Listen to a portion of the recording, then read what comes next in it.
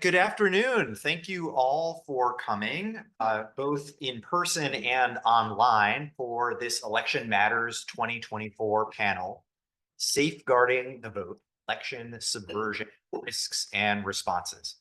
I'm Rob Yablon, a professor here at UW Law School. Together with Professor Miriam Seifter, I co-direct the law school's State Democracy Research Initiative, which aims to foster research and dialogue on state-level democracy and public law in Wisconsin and around the country.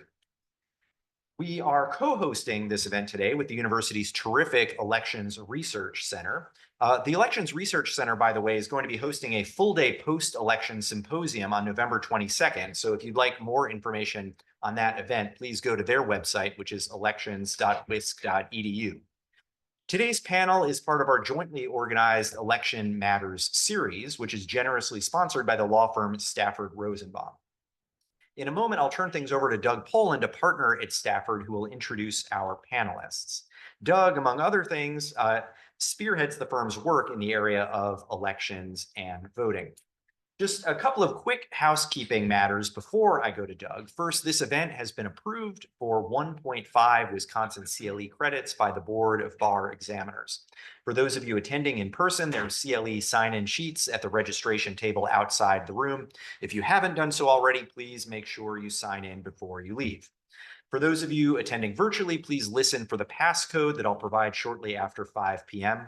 At that time, we'll also provide a link to a Google form in the webinar chat box. Please complete that form with the correct passcode by the end of the day. Second, we are planning to leave some time for a moderated Q&A. If you're here in person, you'll see some index cards have been provided. Please write down any questions that you have for the panelists. We'll have folks coming around to collect those. If you're online, please use the Q&A function on Zoom to ask your questions. That's the Q&A function, not the chat function. I'll keep an eye on what's submitted, and I'll do my best to combine and synthesize questions in an effort to squeeze more in.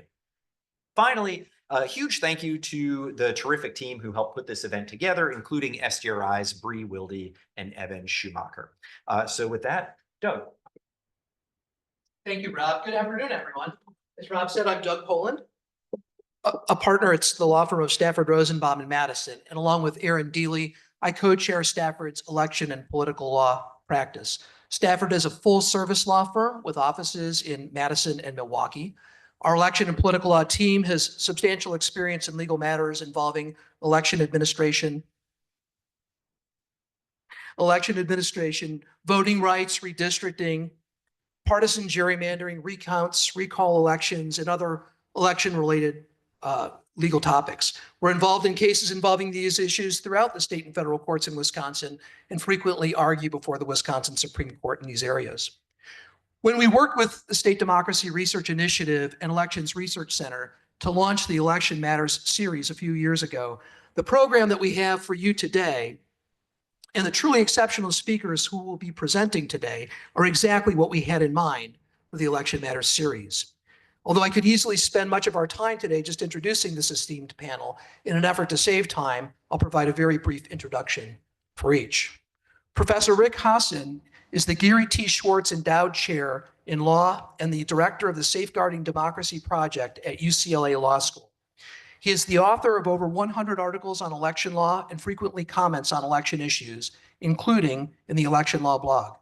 He's the author of several books, his most recent of which has been published in February 2024, A Real Right to Vote, How a Constitutional Amendment Can Safeguard American Democracy. Professor Hasen has a BA from University of California, Berkeley, and a master's, JD, and PhD from UCLA. Jessica Marsden is the Director of Impact Programs and Counsel, Free and Fair Elections at Protect Democracy. Her work includes litigation and advocacy around voting rights and disinformation. Before joining Protect Democracy, she launched the Veterans Legal Assistance Project at University of North Carolina School of Law and clerked at the Second Circuit Court of Appeals and the Southern District of Texas. She's an alum of Yale College and the Yale Law School. Kathy Boockvar, served as the Secretary of State of the Commonwealth of Pennsylvania from 2019 to 2021. During her tenure, she oversaw elections, including the 2020 presidential election. Prior to her appointment as Secretary of State, Kathy served as senior advisor to then Governor Tom Wolf, working on election modernization. More recently, Kathy was the vice president of election operations for the Center of Internet Security. She is now the president of Athena Strategies, which engages in election security consulting. Kathy graduated from the University of Pennsylvania and obtained her law degree from American University. Davin Rosborough is deputy director with the ACLU Voting Rights Project and has been part of this team since 2017. In this capacity, he challenges restrictive state voting laws throughout the country. Before joining the ACLU, Davin practiced with law firms in New York and Virginia and clerked for a judge on the Fifth Circuit.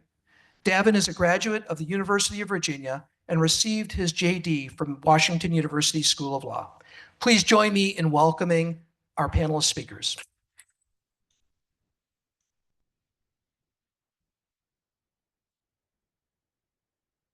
Thank you, Doug, and thank you so much to our panelists for being here. Election subversion is a sobering topic. It's one that probably wouldn't have even been on our radar screens had we been putting together an Election Matters series, say 12 or 16 or 20 years ago. Broadly speaking, the phrase election subversion encompasses efforts to undermine free and fair elections, whether by interfering with the ability of eligible citizens to vote, by meddling in the counting of ballots, by disrupting the process of certifying winners, or by baselessly seeking to discredit or disregard election results. We saw a host of troubling subversion activities when we really put our system to the test. And with the 2024 election now just 18 days away, it's an opportune moment to take stock of the subversion risks that we may face this year and to consider how those risks may be managed. So in terms of format, I'm going to invite each panelist to offer about 5 to 7 minutes of opening comments on any aspect of this topic that they'd like to address. I'll then ask the panelists a question or two of my own before we proceed to audience Q&A. And Kathy, we'll start with you. Thanks so much for having me here. So when I was thinking about what I wanted to talk about, I was thinking about, even just, I got into law because of the words. I love words. And so I was just thinking about the words election subversion and how people think of them. And a lot of times I think, people think about them in the big ways, many of the ones that you talked about. And I think many of my esteemed colleagues are going to talk about, the efforts to overturn the election, right? The sort of overt efforts, the fake slates of electors, legislative changing of rules and results. And all those are certainly subversion. But also election subversion can show up in a sort of more quietly insidious ways, where they're kind of lurking below the surface, and then bubbling up and exploding from beneath the surface. And I think the last 4 or 5 years, when I think about some of the most significant things that have occurred that I think I would characterize as subversion, are the intersection of this deliberate dissemination of disinformation combined with this intentional fueling of anger and hostility, neighbor against neighbor and people against election officials, combined with this deliberate tearing down of faith and trust in our democracy, in our institutions, and in our officials. And that intersection has arguably done more damage to elections and our democracy than many of the more overt things. And when I started at the Pennsylvania Department of State in 2018. And at the time, when we looked at disinformation and conspiracy theories, the overwhelming majority of it was coming from our overseas adversaries, right? Russia, China, and Iran. It was almost not controversial to talk about disinformation at that time. You could use the word because everybody was thinking it was our enemies, our foreign enemies, who were doing it. And they did it in ways that were, the ways that we think about, right? To fuel divides, things that they could see were already issues that Americans were anxious or angry about, and they would create fake sites and they would fuel that antagonism. Because for our overseas enemies, I mean, it's sort of obvious why, right? Like we are weaker the more we're divided, which then makes them stronger. And what really sort of changed in 2020 was that we started to see these actions, the fueling of disinformation and anger being taken on by our domestic actors at least as much as our international adversaries. And, you know, I think when I was thinking back to how it all played out, you know, it started with where domestic actors just kind of threw everything at the wall to see what would stick. You know, they just made stuff up. They filed, and, you know, we're still seeing it this year, but they did that in 2020. And, you know, and what we saw was that, you know, again and again, there was, you know, scores and scores of lawsuits, and again and again and again, judges at every level, local, state, federal, Republican, Democratic, people appointed by Trump, not appointed by Trump, throughout all these cases, you know, unanimously. And, you know, why was that? Well, the justice system, you know, we have, you know, requirements of truth and facts and standards of law. And of course, the judges held accountable the parties and the lawyers for truth, facts, and standards of law. And so throughout all these, you know, fake claims.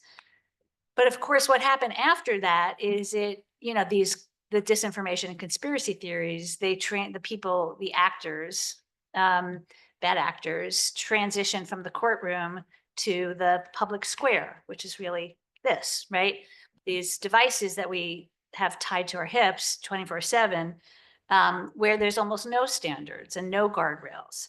And so you had Giuliani and Cleta Mitchell and Kayleigh McEnany and the former president who could get out and tweet and say almost anything, right? And they did. And they've continued to. And sure, some have been disbarred and some have been charged with crimes. Some have, you know, had levied millions of dollars in judgments against them. But unfortunately, the damage is already done, right? And the lies have been heard by millions upon millions of people. It's become an epidemic of disinformation, destruction of faith in our democracy and our electoral process and officials. Combined with the amping up of the anger, the aggression at the other, the targeting of people who made decisions that they didn't like, or this perception of conspiracy theories, you know, it's really led to a deliberate effort to terrorize election officials across the United States, including myself, my family, my colleagues. You know, I'm not going to go into details about them, but myself and my colleagues, you know, we got the most disgusting, obscene, threatening communications, you know, our faces in crosshairs, you know, colleagues of mine's children's got death threats to their children, houses that were surrounded, you know, and many of us hoped against all hope that as each official action, you know, came down, as each court decision came down, that this would die down. But instead it's gotten worse, right? We've got doxing, we've got swatting, we've got white powder being sent to election offices, we've got shooting at election officials' houses. And this has got to stop. This is anti-American. This is against everything that we stand for. And every time we do this as domestic actors, we're like handing a gift on a silver platter to our overseas adversaries who are kicking back and laughing at us because we're doing the work for them. And then, of course, we've got added layers of insider threats, right? We've got Tina Peters in Colorado who just got sentenced to 9 years because of, you know, she got pulled into the disinformation, and Mike Lindell and all that. So I'm probably getting to the end of my time frame. So I'm just going to say all these layers of deceptions combined with the three, you know, the 24/7, 365 devices. You know, I think that intersection has really become one of the most effective modes of election subversion, not to mention tearing down, like, not just election subversion, right? But subversion of our democracy, subversion of our humanity. And this is globally, all around the world.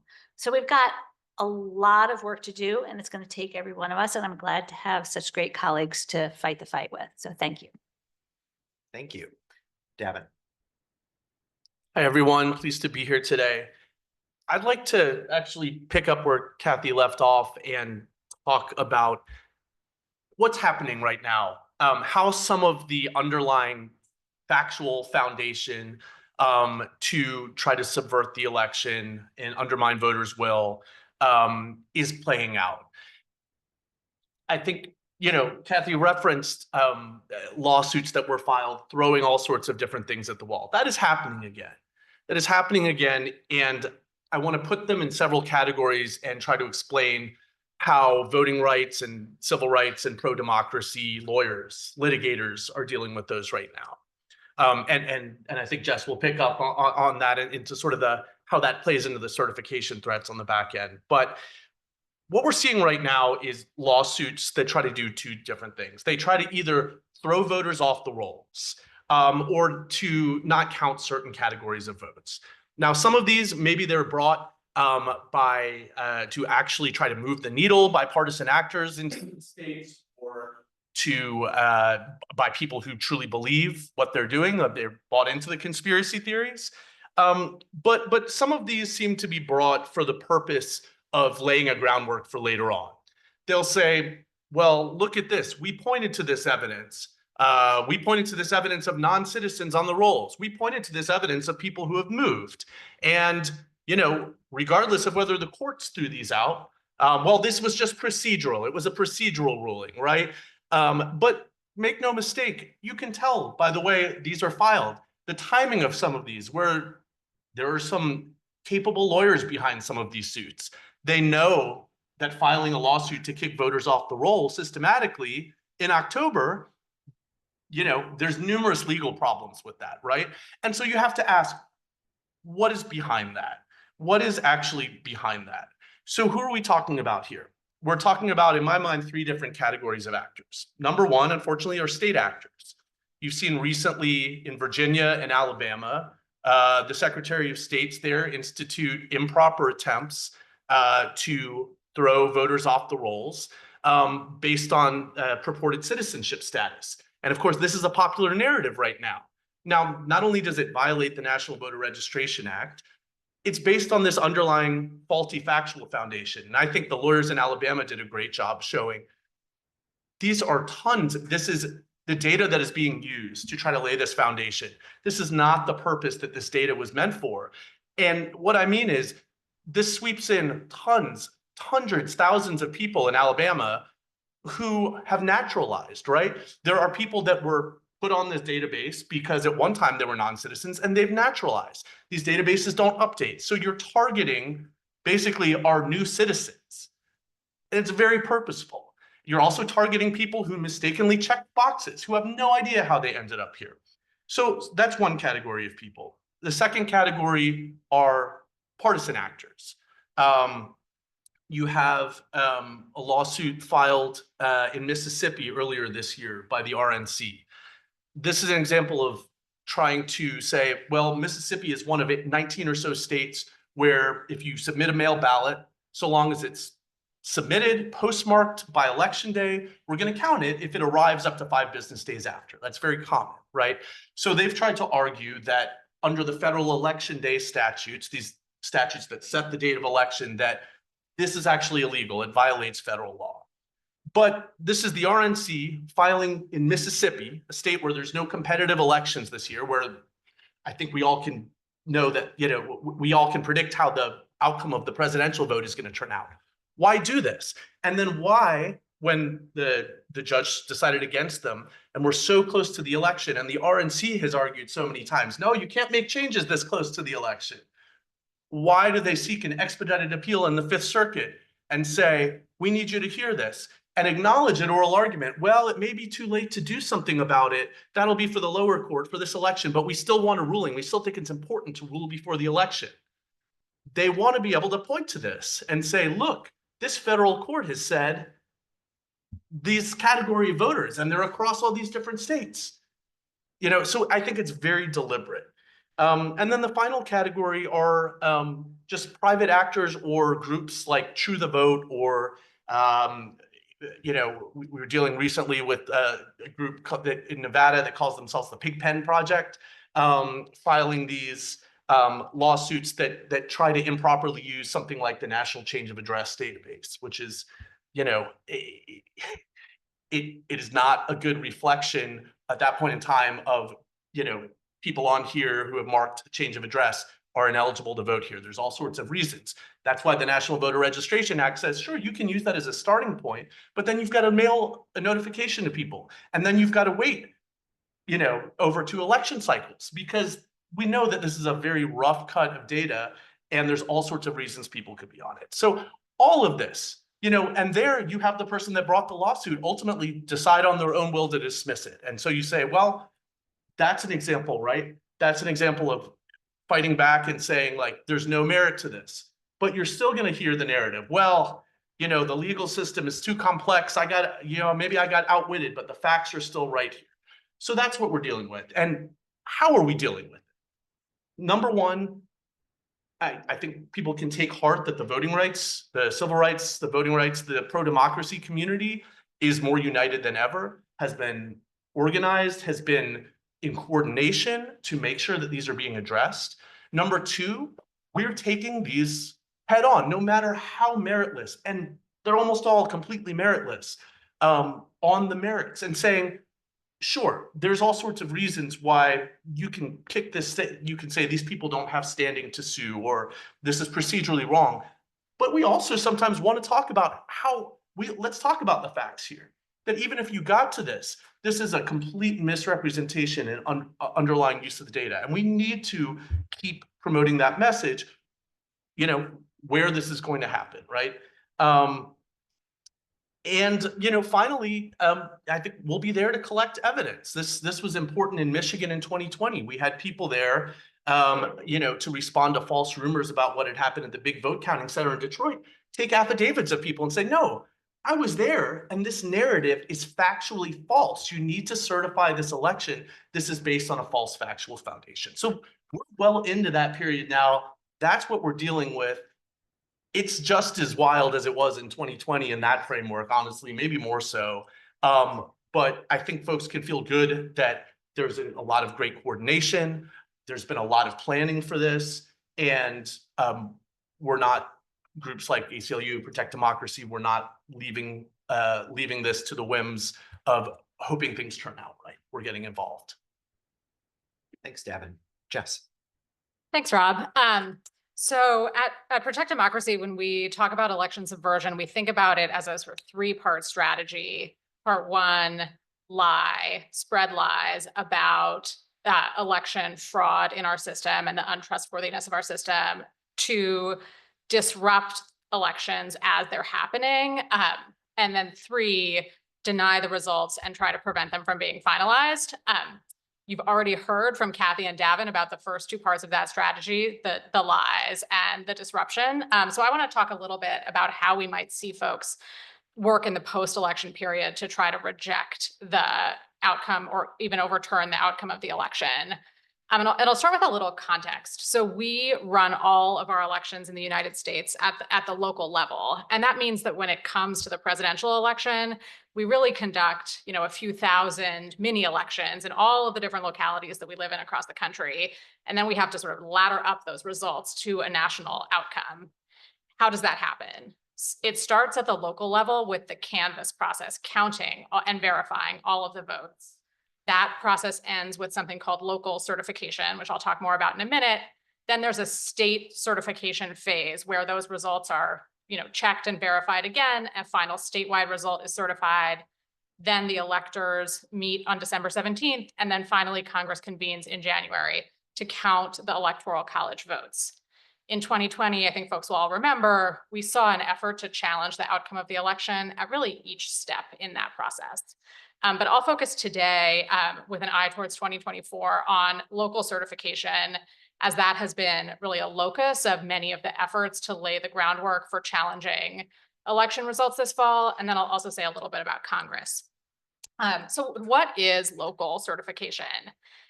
That is a step that really marks the end of the process of counting and checking ballots on the local level.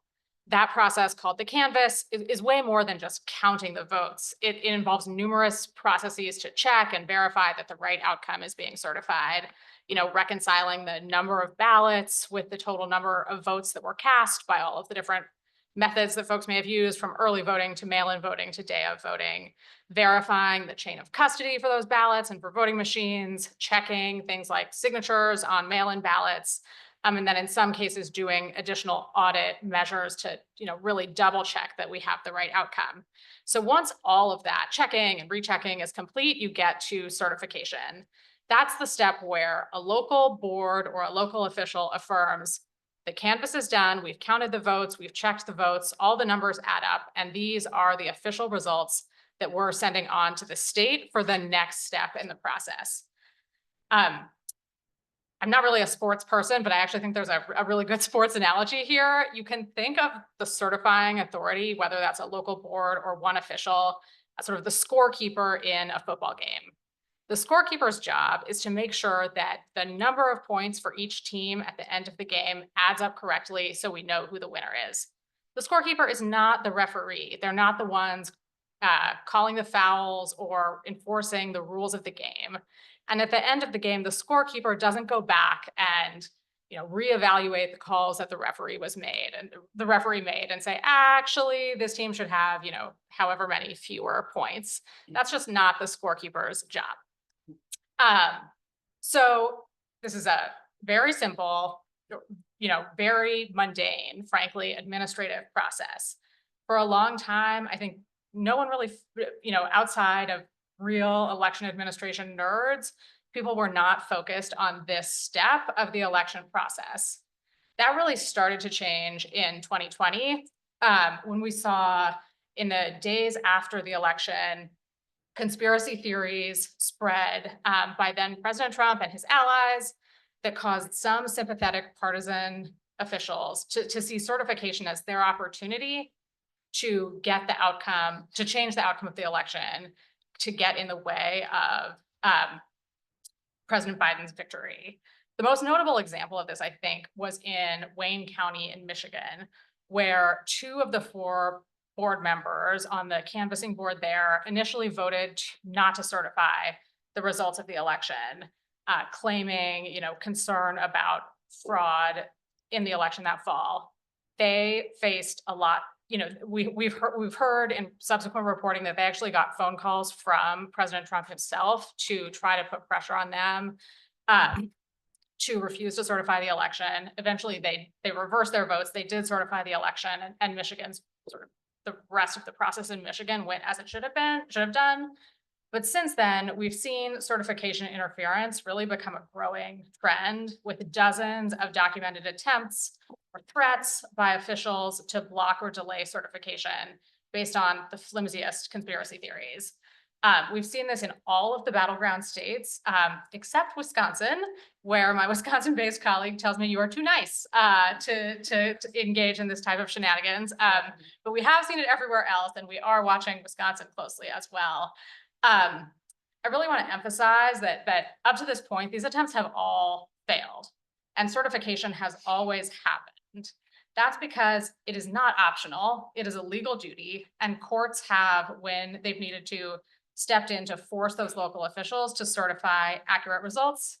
In at least one case arising out of Arizona in 2022, officials who refuse to certify are facing criminal charges, and we fully expect states to be ready to handle local refusals to certify in a similar way this fall. But it doesn't seem to have stemmed the tide of threats to certification, and even those unsuccessful attempts can be harmful. First, the post-election timeline in a presidential election is very tight. States have to certify by December 11th. So delays in that local certification step can cause a cascade of delays and potentially jeopardize that deadline.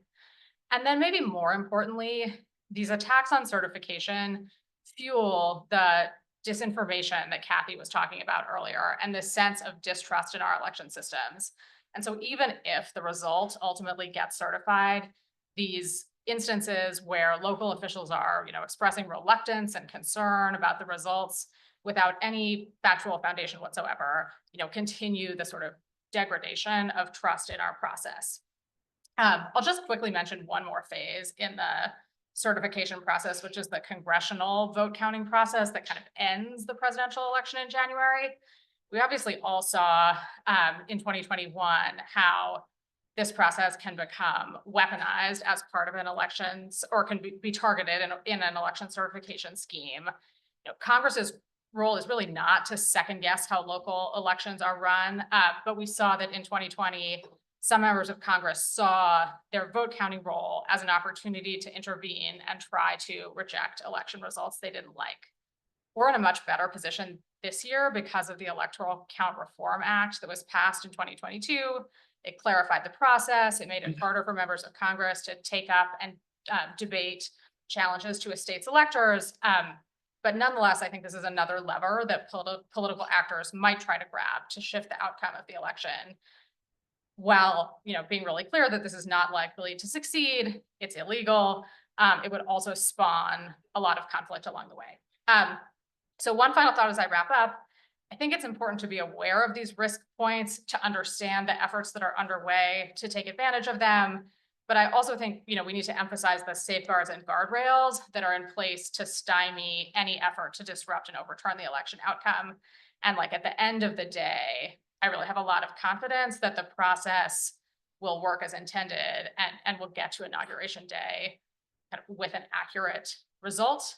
But there are vulnerabilities in the system, and there will be pressure put on them. Indeed, you know, as Davin and Kathy said, there's already pressure being put on those now.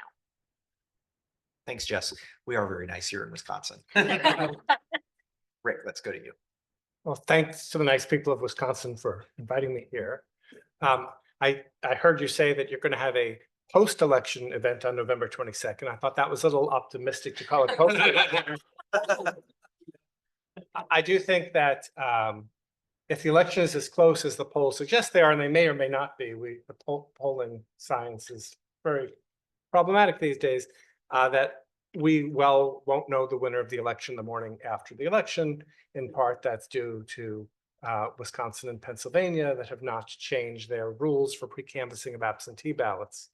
And the period of delay is something that gives me a lot of concern, not as a legal matter, but as a matter of it creates a chance for premature declarations of victory, and it creates an opportunity for social unrest to be fomented both online and in person.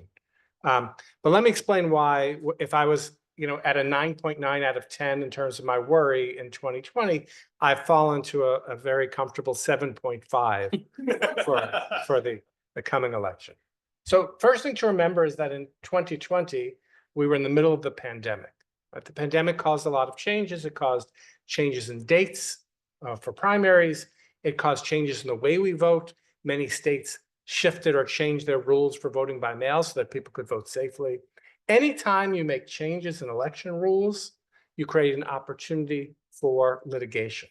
And of course, anytime you don't make changes in election rules, when the facts on the grounds have changed, you create conditions for litigation. And so 2020 was a record year in terms of election litigation. That litigation, you know, they were really kind of, if I were to describe them, it was litigation that was pointing to so-called irregularities in how the election was being conducted. So just to take a Wisconsin example, is it okay to collect ballots in the park? Yeah, you're all familiar with this more than I am.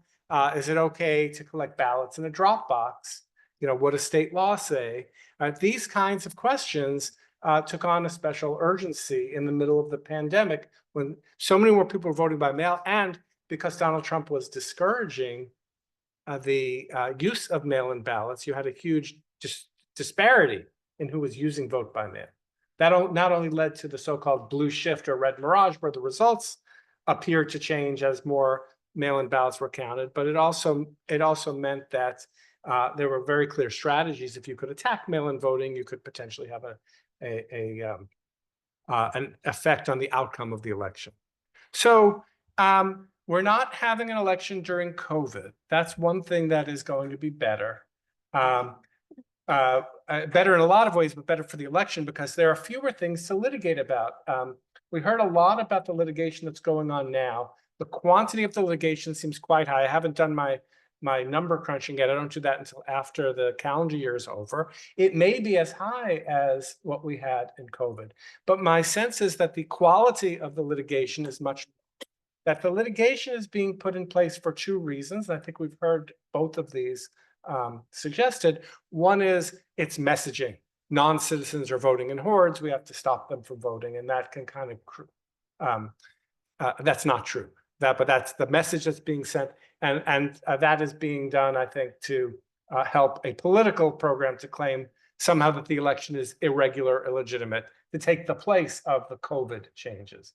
And the other is to serve as a placeholder. One of the problems you may remember with again, I'll talk about Wisconsin, the Dropbox litigation. You may remember what happened when the Trump forces went to the state Supreme Court and said Dropboxes are illegal under state law.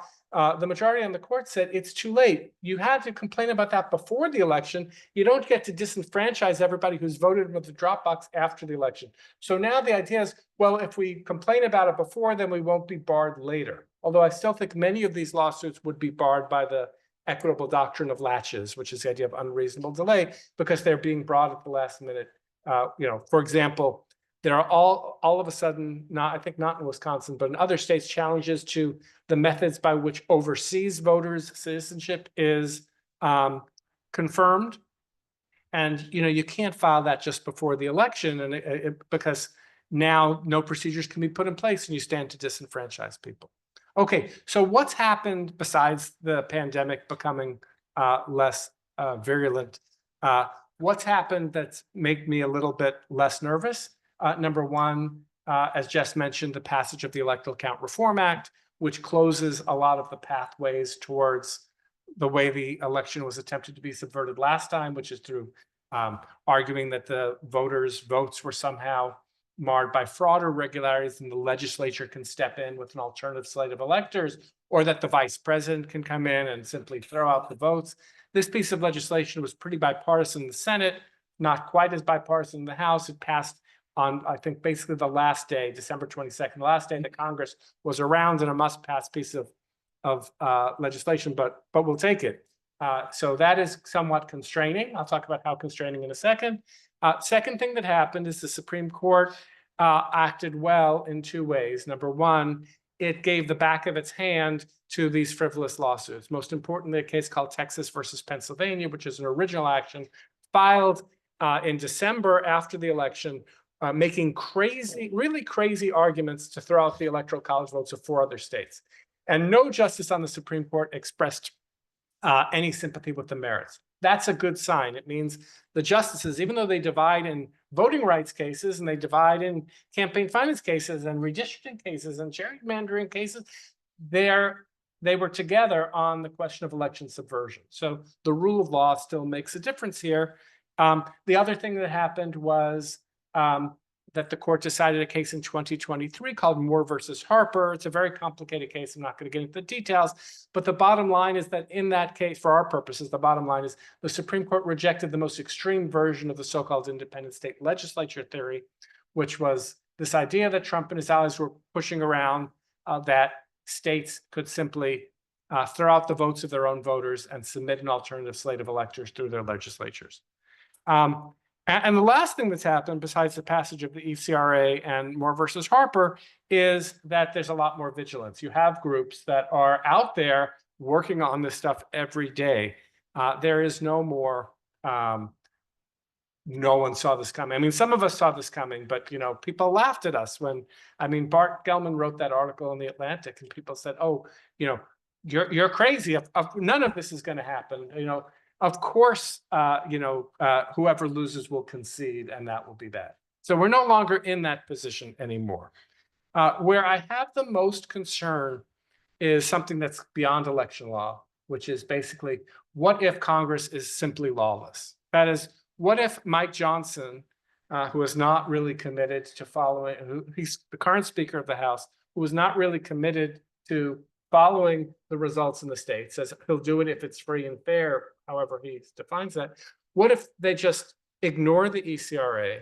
If Mike Johnson is in fact the Speaker of the House, we don't know yet, on January 6, 2025.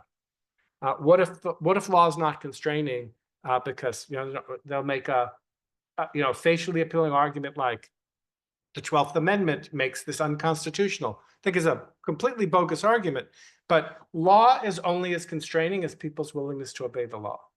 And so really what's important at the end of the day in terms of preventing election subversion, sure, there's lots of legal steps that have been taken and will be taken. There's more litigation to come, but really it's ultimately civil society and us. We're the ones that protect our democracy. Great. Thank you, Rick. So remember, for those of you in the room, if you have questions, please do go ahead and write those down on the note cards. For those of you online, please go ahead and use the Q&A function. Already, Rick, you have preemptively responded to one of the questions that I see on the online Q&A, which was about the doctrine of latches. So thank you for that. My first question that I'll ask kind of builds on what you were saying. You've offered a few reasons, and Jess as well, why maybe we should be more optimistic, or why we're in a better place than we were in 2020. We don't have the pandemic that we're dealing with. We have the Electoral Count Reform Act. We are more prepared. Rick, you also gave at least one concern that you have now related to Congress. So I'm curious, and we can maybe go down the line on this. Are there additional ways in which we're better off? And conversely, are there ways in which we might be worse off? And what do you think remain the biggest vulnerabilities that we should be worrying about at this point? Shall I start? Yeah, I think that we are both. I think there are still vulnerabilities, but I do think we're better prepared. So some of the things that I'm most worried about, I'll stay in the realm of kind of the humans, the humans running elections, the voters and the election officials and so forth. So, the bad news is, I think I said earlier, like I found like old texts from 2020 that I was constantly in touch with my colleagues in other states who we were all going through the same thing at the same time. And when the threats started and all that stuff, I found a text from one of my colleagues who said, well, it'll probably all be over by Thanksgiving. That was 4 years ago. So bad news is it's no longer over by 4 years ago, but it's gotten worse since. The good news is we're much more prepared than we were, and our colleagues across the country are much more prepared. There's a lot more cross-sector collaboration, and that's both what I call vertical and horizontal cross-sector collaboration. So there's a lot more federal, state, and local collaboration. Federal, like the Department of Homeland Security, CISA, the Cybersecurity and Infrastructure Security Agency is the primary election security support from the federal government. They've provided a great amount of resources and support, both in terms of vulnerability assessments, both physical, cybersecurity support has been going on for a good number of years, but on the physical security front, dealing with these threats and intimidations and violence, there's been much more focus over the last 4 years on physical security threats. So that CISA has these physical security advisors who are regional all over the country. So there's been much more assessment of, vulnerability gaps. What are some resources that are available to help fill those? There's also been more clarification that some of the federal grants that are available, like through HAVA grants and some of the cybersecurity grants and others, can be used to support and bolster physical security. There's also been, so I'm part of what's called the Committee for Safe and Secure Elections, as is Protect Democracy. And we started in 2021, I believe, and it's a cross-sector collaboration of law enforcement, current and former law enforcement, current and former election officials, and the federal agencies in the space. So DOJ is part of it, the EAC, the Election Assistance Commission, and CISA have been part of it, as well as some nonpartisan organizations who are in the space. And it's been one of the best things I've been involved in since I've been Secretary of State. Because its focus is making sure that both law enforcement and election officials can work together to help strengthen physical security and protections against these threats and intimidations. Because it's not just election officials, right? It's for election officials, it's for voters, and it's for our election operations overall. And so I encourage everybody to check out safeelections.org is the website. We've got tons of resources available for election officials and law enforcement. We created state-by-state law enforcement pocket guides, which actually I brought as a prop. I have a couple of Wisconsin and Pennsylvania, but I'm happy to give out a couple of these if you'd like. But, these, actually are like gold. People all over the country have been demanding these things, whether they're law enforcement or election officials or lawyers or involved in any way. Because, there's all this focus on DOJ and the fact that the federal government has only prosecuted how many cases against, alleged threats over the last 4 years. But we don't just have to look to federal law. Like every state actually has some really good laws to make sure that we protect election operations and voters and election officials and protect against insider threats. And so we captured them in these handy dandy little pocket-sized guides. So you could go onto our website, you could get them for any state, anywhere.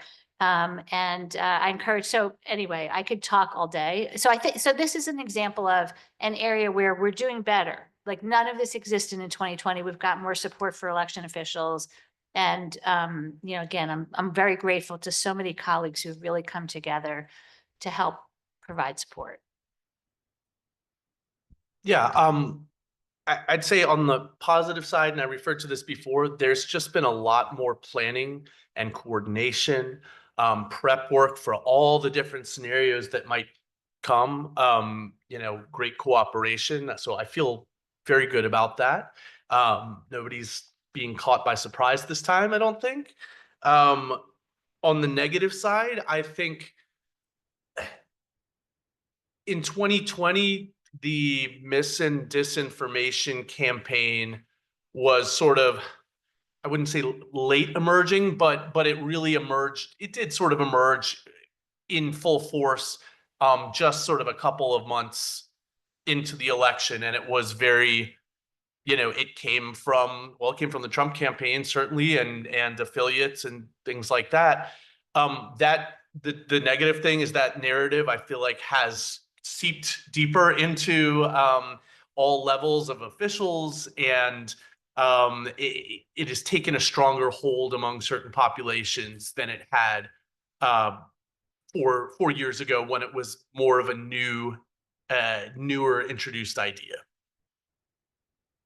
Just to mention a couple things that other folks haven't mentioned already. In terms of better off, I think, we know that the statewide officials in the presidential battleground states are people who either, ran in 2022 on a platform, counter to election denialism, saying they were going to protect a free and fair election, or in the case of Brian Kemp and Brad Raffensperger in Georgia, really sort of showed their mettle in 2020. I don't think we knew in October 2020, what state, not that many of us were asking the question, but those of us who were, I think, didn't know how some of those statewide actors would react to, demands that they overturn the election. And I think I feel like quite confident in the slate of officials at the statewide level across the board in the presidential battleground states.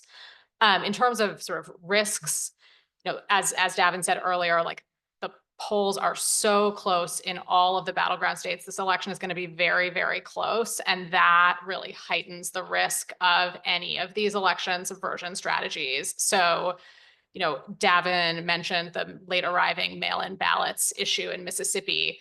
The number of ballots that arrive late in the states that take late arriving ballots is pretty small, not enough, even if you threw them out entirely, not enough to change the outcome of the election unless the race were so close. And because it is looking like it's going to be a very close election, the opportunity to, push legal arguments to throw out relatively small numbers of ballots that could nonetheless change the outcome of the election is going to be a risk. And the political pressure in that situation and on even, some of the judges and justices who we don't always think of as purely political actors. I'd like to actually respond to that before I turn to my own thoughts on risks. If we have an election, some of you in this room are old enough to remember as adults, Bush versus Gore and the 2000 election. If we have an election that's that close, where the way I would describe the situation in Florida in 2000 was that the margin of error in how the election was run exceeded the margin of victory. In that circumstance, there's going to be litigation, no matter who is behind. I would not put that into the bucket of election subversion. That is, if the election is really, really close and, you know, it's going to turn on some pile of ballots in some place and how it was decided in one state, that's just the normal thing that happens when, like the Coleman-Franken recount. There's too much error in how the system is run. And we know that in those circumstances, motivated reasoning plays a huge role in how things come out. So we can expect Republican appointed or elected justices are going to be more likely to side with the Republican candidate, and Democratic appointed or elected justices with the Democratic candidate. There was a great study that was done after 2000 where they took all the ballots from Florida and they sent them to Chicago to be analyzed by a research organization.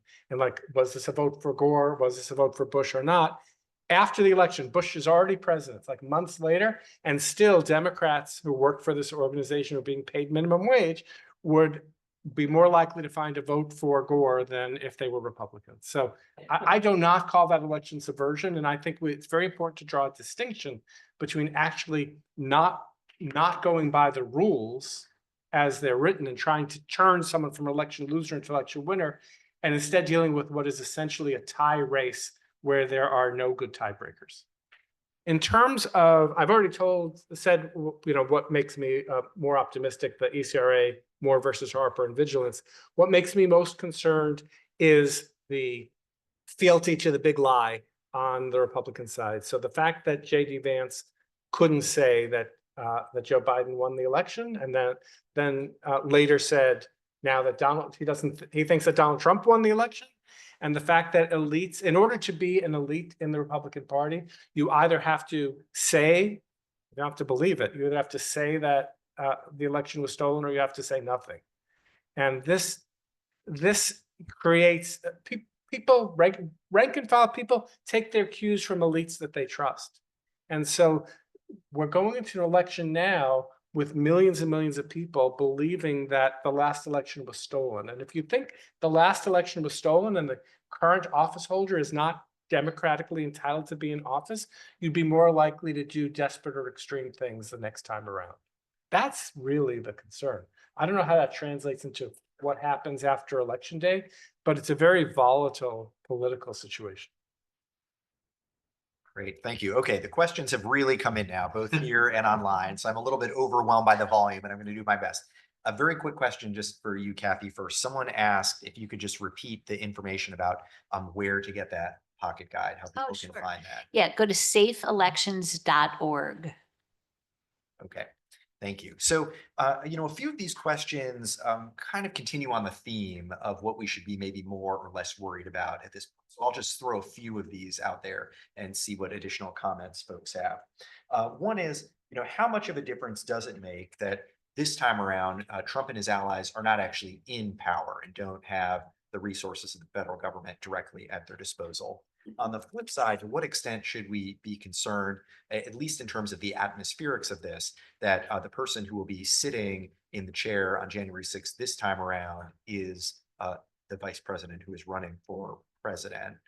Well, let me start you with those two, and then I have a few others related to that.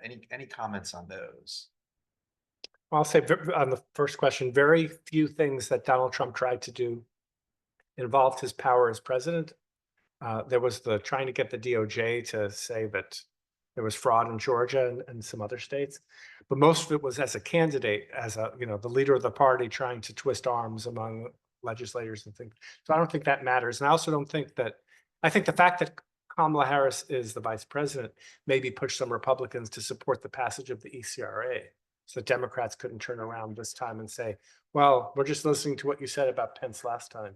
But the ECRA is very clear now that she has no power other than to be master of ceremonies. And I expect that she will follow that. I mean, there is a scenario where, I mean, it's very unlikely, but let's imagine that Democrats take both houses of Congress and Trump has more electoral college votes, and then Democrats try to disqualify Trump under Section 3 of the 14th Amendment for having participated in insurrection. I suppose that Harris could play a role as the master of ceremonies and helping to engineer that to happen, but it seems pretty unlikely. Any other thoughts? Yeah, I mean, I guess I would say, I think it's to the first question. I totally agree on the second question, and I agree at least in part on the first question. I think it's a little better because, I mean, as it turned out, even though the former president was in office, the people that he was surrounded by did the right thing, right? When he was, anyway, there's a lot of phrases that come to mind, but I'm not going to say them out loud.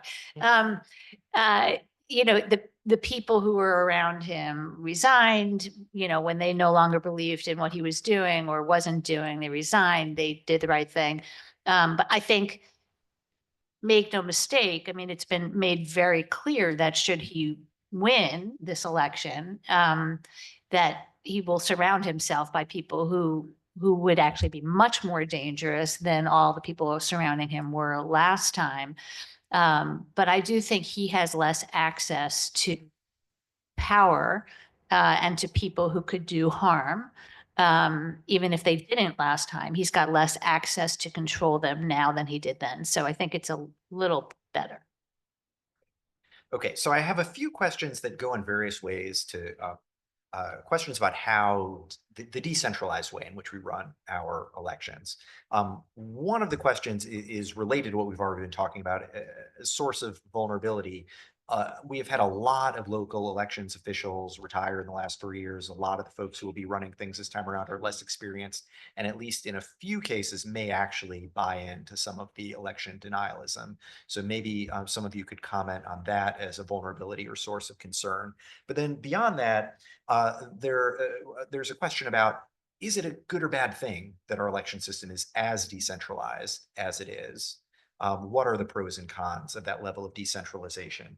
And if we're thinking about how to strengthen our system of election administration, in many ways, we do have to think about it from the bottom up.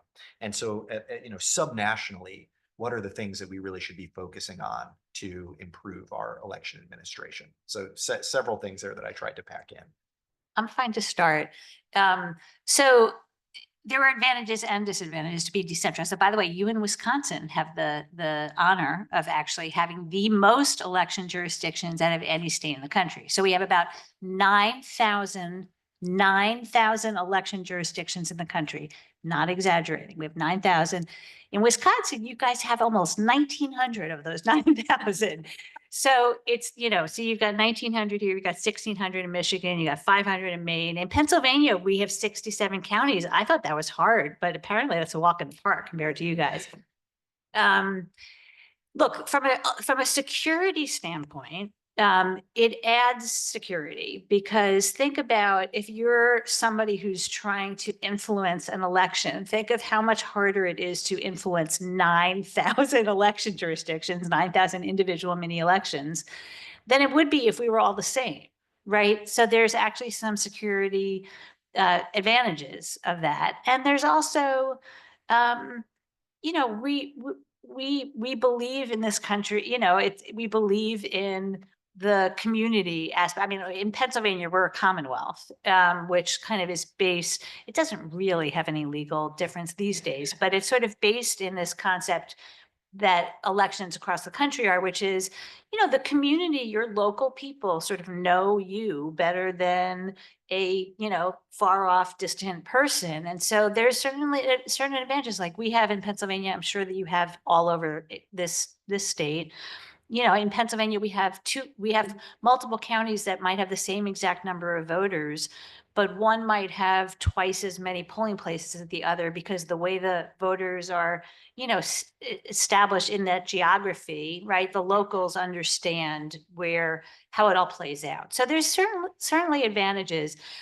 The largest disadvantage in my mind is it's counterintuitive to us as Americans that if you're whatever, an urban voter in Alabama, that you have different rights than a rural voter in Minneapolis, right? Or not Minneapolis, Minnesota. Like, we think that we're American, we all have the right to vote and the same right to vote, and it's confusing. It's so all the things that we've talked about with subversion and disinformation and conspiracy theories, it makes sense that we kind of buy into those things, because how could it possibly be that I have less rights than somebody else in the same state, let alone in a different state? So in my personal opinion, I feel like we should alter the balance of where it is now. I think there should be more baselines that are established at the federal level, so we have more consistency, but not so much that we actually take away the local control of elections.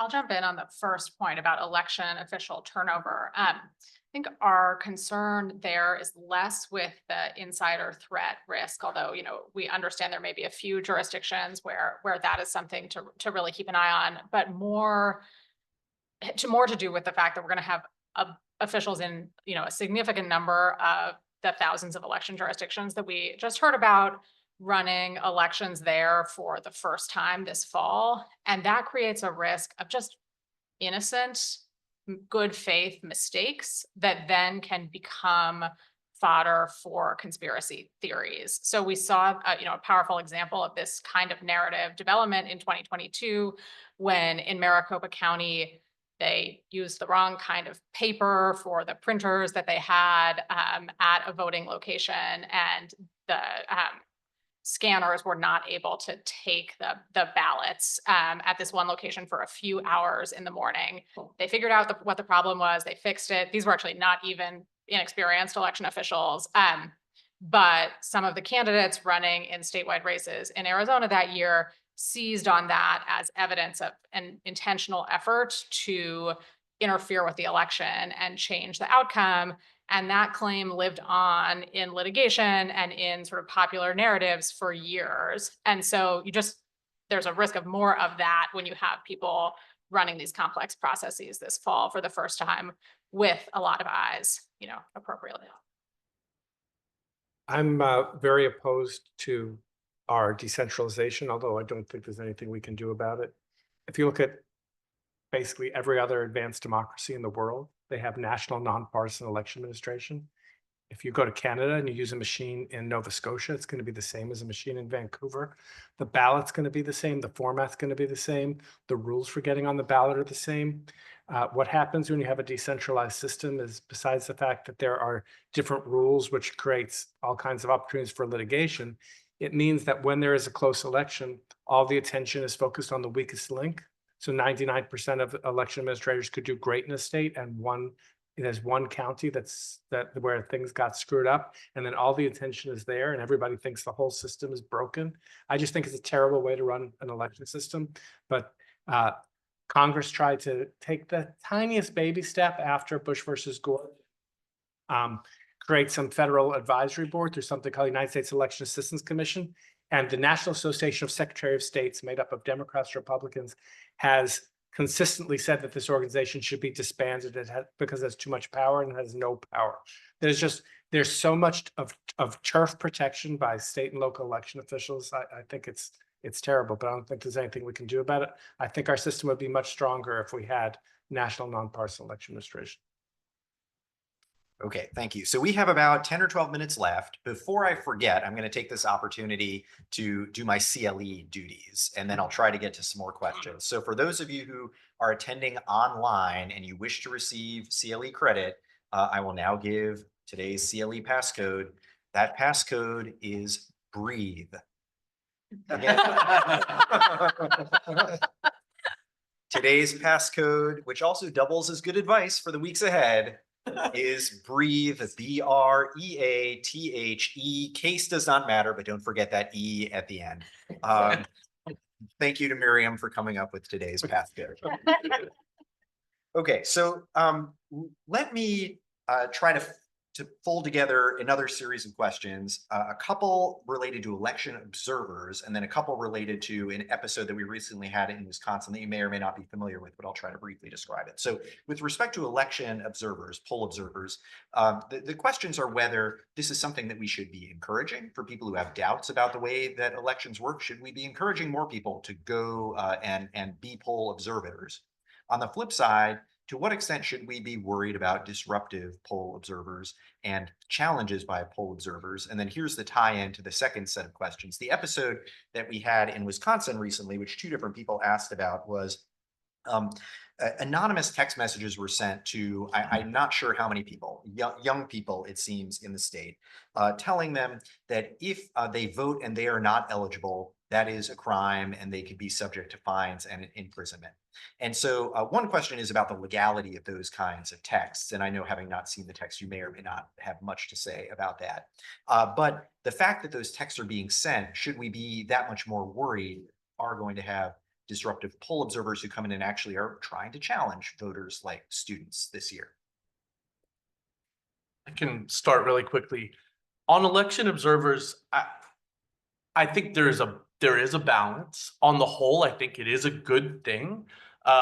We want to allow not only partisan actors, but other people, to the extent possible, to observe the basic processes of the election. I think it's not going to stop conspiracy theories, but it's an important aspect of, you know, at least an effort to sow confidence. Now, I think that can't be without limits, right? I mean, election workers have to be able to do their jobs and do it safely, and they can't do it in an environment of complete chaos. So I think it is, there need to be reasonable limits. There need to be basic conduct limits, right? All of that needs to be observed. It cannot be the Wild West. But I think completely shutting off access is the wrong idea. In terms of the incentives, and I'll let others respond more to the substance of the text. And I've heard about them. I'm generally familiar with them. Unfortunately, we're seeing similar conduct from state officials right now. A lot has been made about these texts. State officials in several places are, using these purported non-citizen purges based on this inaccurate data to say, well, we're going to refer everybody on this list to the local prosecutors or the state attorney general's office. I mean, that's a deliberate tactic too. Even in the face of a federal judge in Alabama, Trump-appointed federal judge the other day saying, I'm likely to rule against you. Like, will you come to the table and consider doing something differently?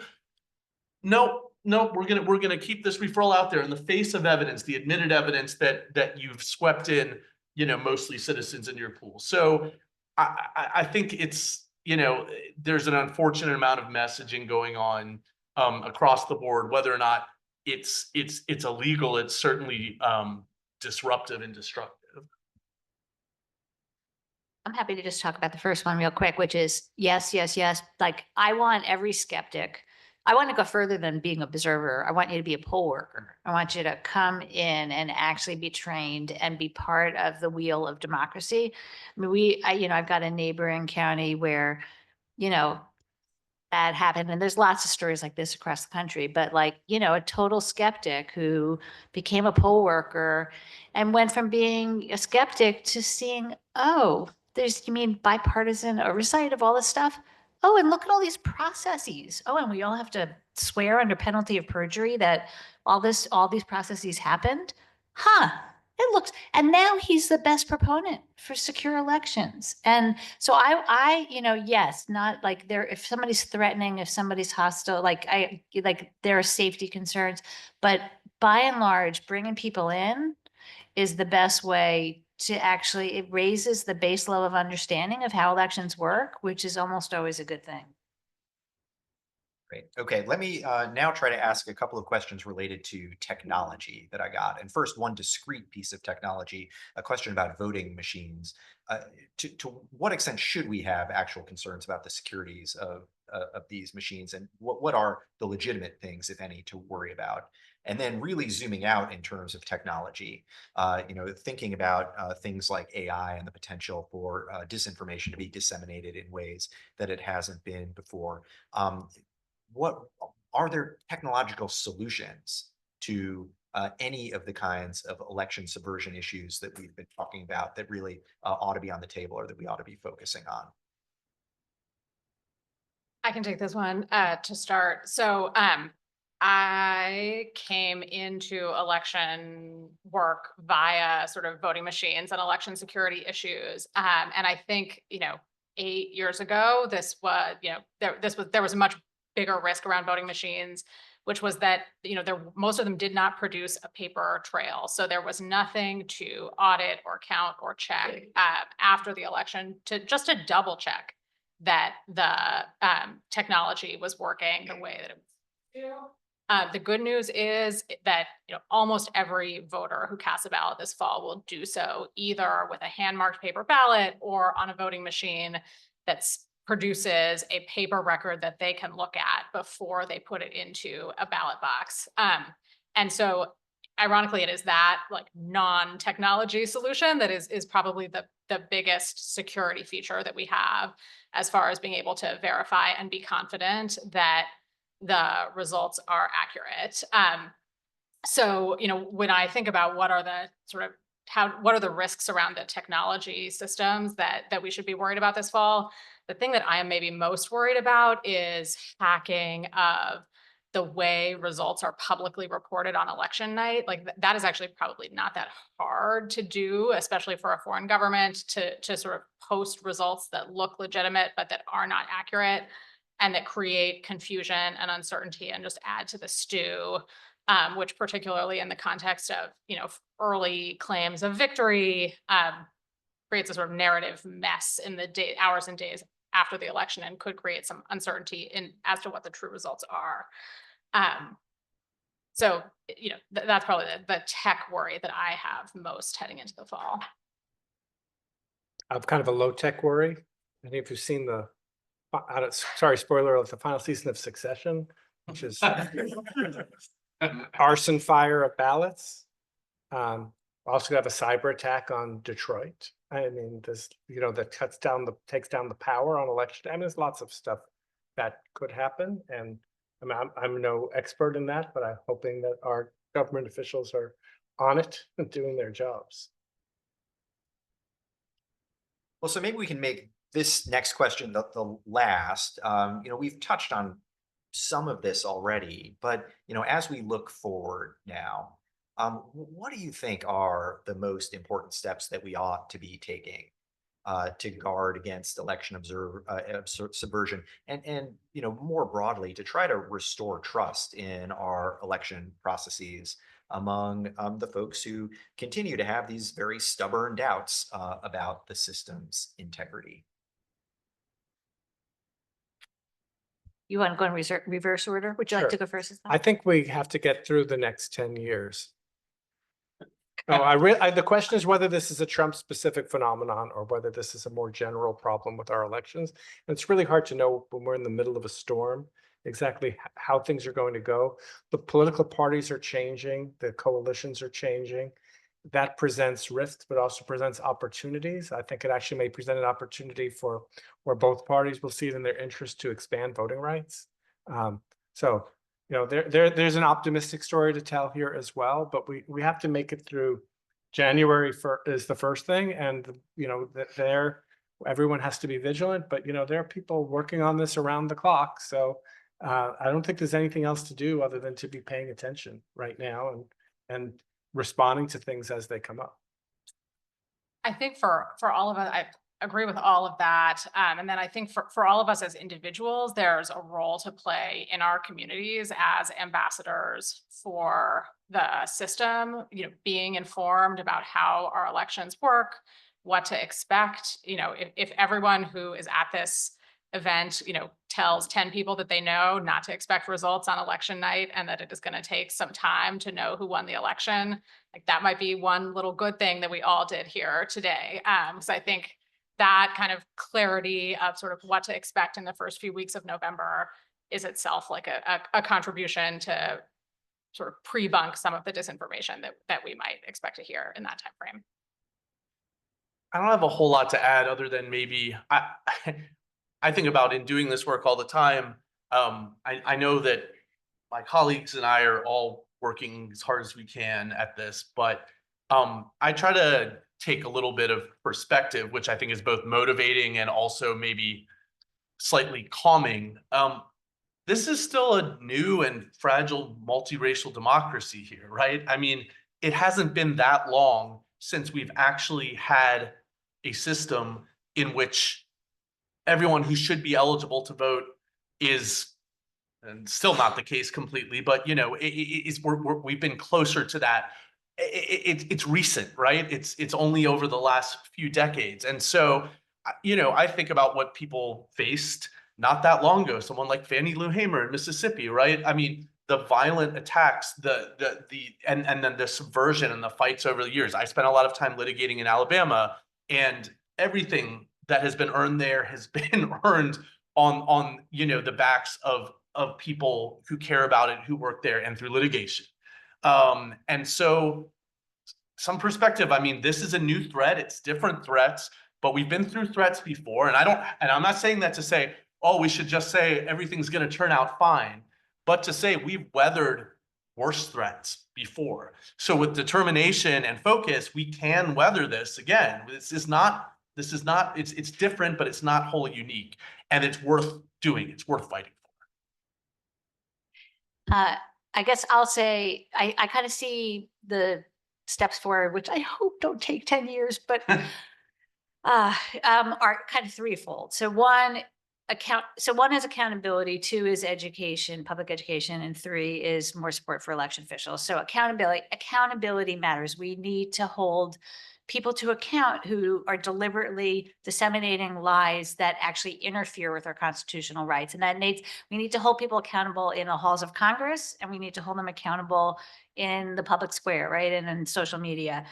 There's, we have a First Amendment, there's lots of limits, but there are things that we could be doing. I mean, we've already seen some of the defamation claims, right? The Dominion versus Fox, we've got attorney, disciplinary actions. I want to see expansions of ethical expectations of like our state legislators, penalties to them. Like we have, when we're as lawyers, there's a truth to the tribunal requirement. I want to see state legislators and members of Congress held to those same standards.